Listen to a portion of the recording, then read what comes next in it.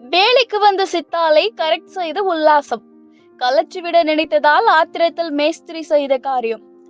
கடந்த 21ஆம் தேதி வழக்கம் போல காலை வேலைக்கு சென்ற வைஜெயந்தி மீண்டும் வீடு திரும்பவில்லை. இதனால் அதிர்ச்சியடைந்த கணவர் பல்வேறு இடங்களில் தேடியும் கிடைக்கவில்லை.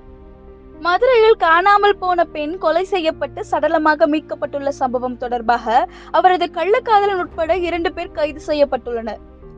மதுரை மாவட்டம் மேலசுகுடி பிள்ளையார் கோவில் தெருவை சேர்ந்தவர் ரவிசங்கர், 31 வயது. இவரது மனைவி வைஜெயந்தி, 28 வயது. இவர்களுக்கு 2 ஆண் குழந்தைகளும் ஒரு பெண் குழந்தையும் உள்ளனர். வைஜெயந்தி கட்டுமான பணியில் சித்தாளாக வேலை பார்த்து வந்தார். இந்நிலையில் கடந்த 21ஆம் தேதி வழக்கம் போல காலை வேலைக்கு சென்ற வைஜெயந்தி மீண்டும் வீடு திரும்பவில்லை. இதனால் அதிர்ச்சி அடைந்த கணவர் பல்வேறு இடங்களில் தேடியும் கிடைக்கவில்லை. இதனை அடுத்து மதுரை சுலைமான் காவல் நிலையத்தில் மனைவியை காணவில்லை என கணவர் புகார் அளித்தார். இந்த புகாரை அடுத்து போலீசார் வழக்கு பதிவு செய்து தேடி வந்தனர். இதனிடையே மதுரை வீரகனூர் அருகே வைகை ஆற்று பகுதியில் பாதி எரிந்த நிலையில் பெண்ணின் சடலம் கிடப்பதாக போலீசாருக்கு தகவல் தெரிவிக்கப்பட்டது. சம்பவ இடத்திற்கு விரைந்த போலீசார் அந்த பெண்ணின் உடலை கைப்பற்றி விசாரணை நடத்தியதில் கொலை செய்யப்பட்டது ரவிசங்கரின் மனைவி வைஜெயந்தியின் உடல் என தெரிய வந்துள்ளது.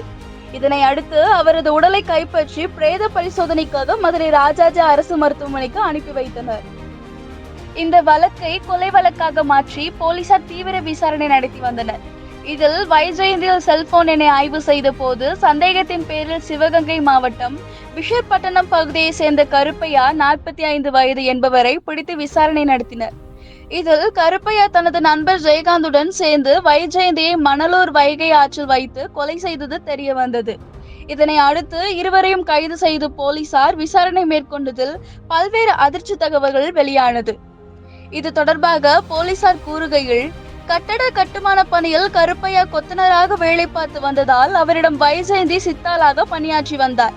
இதனால் இருவருக்கும் இடையே கள்ளக்காதல் ஏற்பட்டுள்ளது. அடிக்கடி இருவரும் தனிமையில் உல்லாசமாக இருந்து வந்துள்ளனர். இந்நிலையில் வைஜெயந்தி கருப்பையாவை தவிர்த்து வந்துள்ளார். இதனால் வைஜெயந்தி வேறு யாருடனோ பழகுவதாக கருப்பையாவுக்கு சந்தேகம் ஏற்பட்டது. எனவே இருவருக்கும் இடையே தகராறு ஏற்பட்டு வந்த நிலையில் கருப்பையா தனது நண்பரான ஜெயகாந்துடன் சேர்ந்து வைஜெயந்தியை கொலை செய்த திட்டமிட்டார். அதன்படி கடந்த 21ஆம் தேதி இரவு வைகை ஆற்றுக்கு வரவழைத்து கருப்பையாவும் ஜெயகாந்தனும் சேர்ந்து அவரை கொலை செய்து உடலை எரித்துவிட்டு அங்கிருந்து தப்பி சென்று விட்டனர். இதனைத் தொடர்ந்து இருவரையும் நீதிமன்றத்தில் ஆஜர்படுத்தி சிறையில் அடைத்தனர்.